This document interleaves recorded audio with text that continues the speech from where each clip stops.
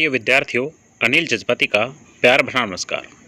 आज हम कवि रहीम के जो नीति के जो प्रमुख दोहे हैं उनकी सप्रसंग व्याख्या करेंगे। देखिएगा, जन्म सन 1556 ईस्वी में रहीम का जन्म हुआ था। 17 दिसंबर 1556 ईस्वी में लाहौर में हुआ। मृत्यु सन 1626 ईस्वी में हुई। रहीम का पूरा नाम अब्दुल रहीम खान खाना था। इनके पिता बैरम खां ने मुगल बादशाह हुमायूं की मृत्यु के बाद अकबर के संरक्षक का दायित्व निभाया था। देखिएगा, रहीम का पूरा जो नाम था वह अब्दुल रहीम खान खाना था तथा रहीम के पिता का नाम बैरम खान था, जो हुमायूं के संरक्षक थे और उसके बाद में हुमायूं की मृत्यु के पश्चात उन्होंने अकबर के संरक्षक का दायित्व निभाया। रहीम बचपन से ही साहित्य प्रेमी और बुद्धिमान थे। उनके अपने माता पिता से वीरता, राजनीति, दानवीरता तथा काव्य जैसे गुण विरासत में मिले थे। रहीम का व्यक्तित्व बहुत प्रभावशाली था। वे सामंजस्यवादी थे। श्री कृष्ण के प्रति भी उनकी अथाह श्रद्धा थी। उन्होंने अपने काव्य में रामायण, महाभारत, पुराण तथा गीता जैसे ग्रंथों के कथानकों एवं पात्रों का भी बखूबी उल्लेख किया है। इनके काव्य में नीति, भक्ति, प्रेम और श्रृंगार का सुंदर समावेश मिलता है। रहीम को दोहा, सोरठा, बरवे तथा सवैया छंदों में विशेष महारत हासिल है। अर्थात ऐसे कह सकते हैं कि रहीम ने दोहा छंद में रचनाएं लिखी, सोरठा, बरवे व सवैया छंदों में इन्होंने अपनी रचनाएं लिखी। उनकी प्रमुख कृतियां रचनाएं दोहावली, बरवे नायिका भेद, रास पंचाध्यायी, मदनाष्टक तथा नगर शोभा। अपने अनुभवों को उन्होंने जिस सरल शैली में व्यक्त किया वह अद्भुत हैं। प्रस्तुत पाठ में चयनित रहीम के दोहों द्वारा हमें परोपकार, सज्जनता, पर दुख, कातरता, स्वाभिमान एवं लोक व्यवहार की सीख मिलती है। दीनों पर दया करने वाला दीनबंधु भगवान तुल्य होता है। दीनों यानी गरीबों पर मांगने से मनुष्य की महत्ता घटती है, इज्जत है वह घट जाती है। उत्तम स्वभाव वाले मनुष्य को कुसंग दुष्प्रभावित नहीं कर सकती है। अर्थात जो मनुष्य अच्छी प्रकृति का है, अच्छे स्वभाव वाला है, बुरी संगत उसका कुछ नहीं कर सकती है। सज्जन परोपकार में निमित्त ही संपत्ति का संग्रह करते हैं। जो सज्जन व्यक्ति हैं वो दूसरों की भलाई के लिए संपत्ति का संग्रह करते हैं। धनी पुरुष निर्धन होने पर अपने अतीत की चर्चा ऐसे करते हैं जैसे आश्विन मास के जल विहीन बादल गरजते हैं। अच्छे लोगों के रूठने पर उन्हें मना लेना चाहिए। आँख से निकलने वाले आंसू घर बेदी की तरह हमारी व्यथा को जग जाहिर कर देते हैं। काम पड़ने व काम निकलने पर लोगों के व्यवहार भिन्न भिन्न होता है या लोगों का व्यवहार में परिवर्तन आ जाता है। काम निकल जाने के पश्चात लोगों का जो व्यवहार है उस व्यवहार में परिवर्तन हो जाता है। देखिएगा, विशेष देखें रहीम के बारे में तो रहीम का जन्म 17 दिसंबर 1556 लाहौर में हुआ। इनके पिता का नाम बैरम खान था। इनकी माता का नाम सुल्ताना बेगम था। जब रहीम का जन्म हुआ था तब इनके पिता बैरम खान की जो आयु थी, उम्र थी, वह 60 वर्ष की थी। रहीम का नामकरण अकबर ने किया था। अकबर ने रहीम को मिर्जा खान की पदवी उपाधि दी थी। रहीम के संस्कृत के शिक्षक बदाऊनी माने जाते हैं। रहीम ने बाबर की आत्मकथा तुझके बाबरी का फारसी भाषा में अनुवाद किया था। रहीम तलवार व कलम के धनी माने जाते थे। प्रमुख दोहे देखिएगा। पहला दोहा, रहीमन देख बड़ेन को लघु न दीजिए डारी, जहाँ काम आवे सुई कहा करे तलवारी।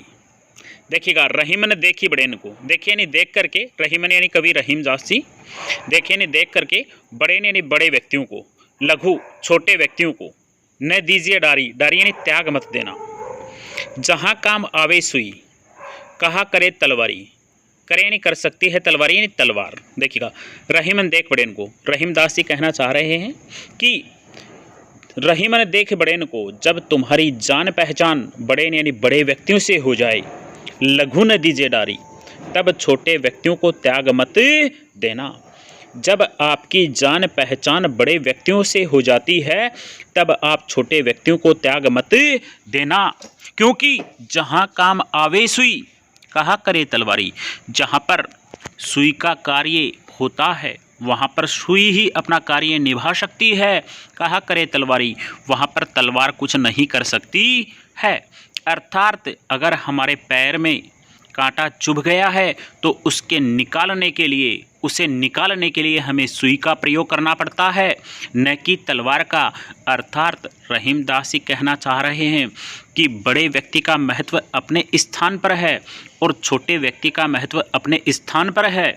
इसलिए आपकी जान पहचान बड़े व्यक्तियों से हो जाए तो छोटे व्यक्तियों को कभी त्याग मत देना, क्योंकि बड़े व्यक्ति का अपने स्थान पर महत्व है और छोटे व्यक्ति का अपने स्थान पर महत्व है। यहाँ पर विशेष देखें तो देखिएगा, कहा करे अनुप्रास अलंकार का प्रयोग, भाषा देखें तो ब्रज भाषा का प्रयोग किया गया है। रहीम के नीति के जो दोहे हैं, इन संपूर्ण दोहों में जो गुण है वह प्रसाद गुण का गुण है। रस शांत व श्रृंगार रस का प्रयोग किया गया है। दोहा छंद का प्रयोग किया गया है। शब्द शक्ति देखें, अभिधा व लक्षणा शब्द शक्ति का प्रयोग किया गया है। शैली देखेंगे तो उपदेशात्मक परामर्शपरक शैली का प्रयोग किया गया है। इसी में देखिएगा, कहा करे, यहाँ पर अनुप्रास अलंकार का प्रयोग किया गया है। अगला देखिएगा, एक सादे सब सदे, सब सादे सब जाए, रहीमन मूली सींचो, फूले फले अघाए। देखिएगा, एक सादे सब सदे, एक यानी एक, साधे यानी साधने पर, ध्यान देने पर, सब सधे, सधे यानी बन जाते हैं, हो जाते हैं। एक कार्य पर अगर हम ध्यान देते हैं तो सभी कार्य हमारे बने जाते हैं। एक सादे सब सधे, एक कार्य पर ध्यान देने पर हमारे सभी कार्य बन जाते हैं। सब सादे सब जाए, अगर हम सभी कार्यों पर एक साथ ध्यान देते हैं तो सभी कार्य अपने हाथ से निकल जाते हैं, अर्थात कोई भी कार्य नहीं बन पाता है। रहीमन मूली सींचवो, फूले फले अघाय। देखिएगा, मूल ही का अर्थ होगा जड़ को, सींचवो यानी सींचना, फूले फले अघाय, अघाय यानी भरपूर मात्रा में, फूले फले, फूलेगा फलेगा फल देगा। रहीमन मूली सींचवो, रहीम दास जी कह रहे हैं कि हमेशा हमें पेड़ को, उसकी जो जड़ हैं, पेड़ों की जो जड़ हैं, उन जड़ों को सींचना चाहिए। अगर हम जड़ को सींचेंगे तो वह जो पेड़ है वह फलेगा फूलेगा, अर्थात वह भरपूर मात्रा में हमें फूल और फल प्रदान करेगा। रहीम दास जी कहना चाह रहे हैं कि मनुष्य को अपने उद्देश्य के ऊपर ध्यान देना चाहिए। अगर वह अपने उद्देश्य पर ध्यान देगा तो उनका उद्देश्य है वह पूर्ण होगा। अगर वह सभी उद्देश्यों को ऊपर एक साथ ध्यान देता है तो कोई भी कार्य या कोई भी उद्देश्य पूर्ण नहीं होगा। जिस प्रकार से पेड़ होता है, अगर हम उसकी जड़ को सींचेंगे तो वह हमें भरपूर मात्रा में फल और फूल प्रदान करेगा। अर्थात अपने कार्य पर ध्यान देना चाहिए, अपने उद्देश्य पर ध्यान देना चाहिए। यहाँ पर दृष्टांत अलंकार का प्रयोग किया गया है। यहाँ पर देखिए, साधे सब सधे, सब साधे सब जाय, अनुप्रास अलंकार, फले फूले अनुप्रास अलंकार। शैली देखें तो उपदेशात्मक शैली है, परामर्शपरक शैली है। अगला देखिए, कदली सीप भुजंग मुख, सवाती एक गुण, जैसी संगति बैठिए ते सो फल दिन। कदली का अर्थ होता केला, सीप, सीप का अर्थ होता है मोती, जो जल में पाया जाता है, समुद्र में पाया जाता है। भुजंग, भुजंग का अर्थ होगा सर्प, मुख यानी मुख होता है सवाती, नक्षत्र, एक गुण तीन, एक गुण तीन। जैसी संगति बैठियो, संगति यानी लोगों के पास, जिस प्रकार के लोगों के पास, तेसो ही वैसा ही फल दीन, दीन यानी प्राप्त होगा, वैसा ही फल प्राप्त होगा। देखिएगा, रहीमदास जी कहना चाह रहे हैं कदली सीप भुजंग मुख सवाती एक गुण तीन। यहाँ पर रहीमदास जी ने बताया है कि सवाती नक्षत्र में जब वर्षा होती है, सवाती नक्षत्र में जब वर्षा होती है तो उसकी बूंद एक होती है, परंतु उसके जो गुण होते हैं वो तीन होते हैं। किस प्रकार से? कदली अगर वह केले पर पड़ती है, कदली पर पड़ती है, केले पर पड़ती है तो वह क्या बन जाती है? कपूर बन जाती है। और वह सीप के मुख में पड़ती है तो वह क्या बन जाती है? मोती बन जाती है। भुजंग मुख अगर वह सर्प के मुख में पड़ती है तो वह जहर बन जाती है।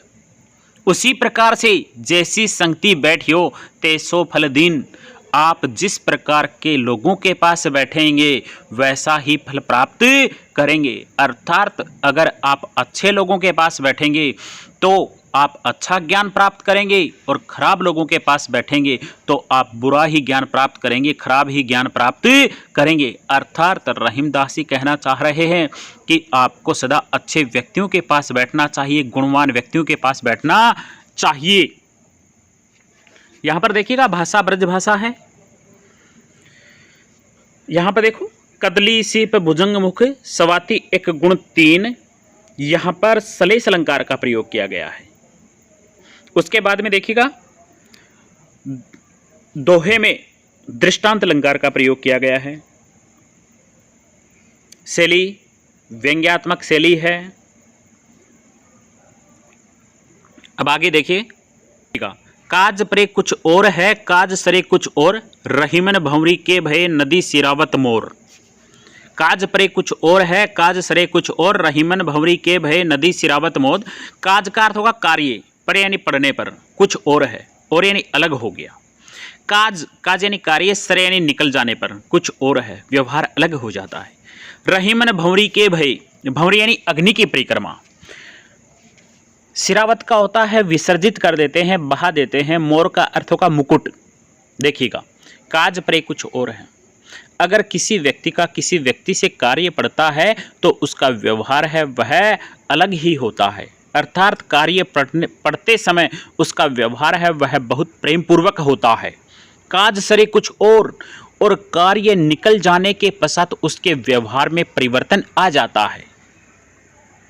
जिस प्रकार से हम देखते हैं रहीमन भंवरी के भय नदी सिरावत मोर, जिस प्रकार से हम देखते हैं कि दुल्हे का जो रूप होता है वह मुकुट से सुशोभित होता है, लेकिन वह मुकुट उस समय तक उनके सिर पर रहता है भंवरी, जब तक कि वह अग्नि के परिक्रमा नहीं कर लेता है। अर्थात जब तक वह फेरे नहीं ले लेता है तब तक उसके सिर के ऊपर मुकुट रहता है। लेकिन जैसे ही उनके फेरे होते हैं, अग्नि की परिक्रमा होती है, नदी सिरावत मोर, तो वह क्या करता है? उस मुकुट को नदी के अंदर विसर्जित कर देता है, बहा देता है। अर्थात कवि रहीमदास जी कहना चाह रहे हैं कि मनुष्य को जब किसी दूसरे व्यक्ति से कार्य पड़ता है तो उनका व्यवहार है वह कुछ अलग होता है, और कार्य निकल जाने के पश्चात उनका व्यवहार है वह परिवर्तनशील हो जाता है, उनके व्यवहार में अलग परिवर्तन आ जाता है। जिस प्रकार से अग्नि की परिक्रमा करने के पश्चात जो मुकुट है उसको बहा दिया जाता है, जब तक कि उनकी आवश्यकता होती है उस समय उसको बहुत महत्व दिया जाता है, लेकिन उसके पश्चात उसका महत्व हट जाता है या महत्वहीन हो जाता है। यहाँ पर देखें तो विशेष देखें तो यहाँ पर दृष्टांत अलंकार का प्रयोग किया गया है। काज कुछ, काज यहाँ पर अनुप्रास अलंकार का प्रयोग किया गया है, और काज परे कुछ और है, काज सरे कुछ और, यहाँ पर उदाहरण अलंकार का प्रयोग भी किया गया है। प्रिय विद्यार्थियों, आगे जो भी नीति के दोहे हैं वो अगले पार्ट में हम लेंगे, दूसरे भाग में हम लेंगे। बहुत बहुत धन्यवाद।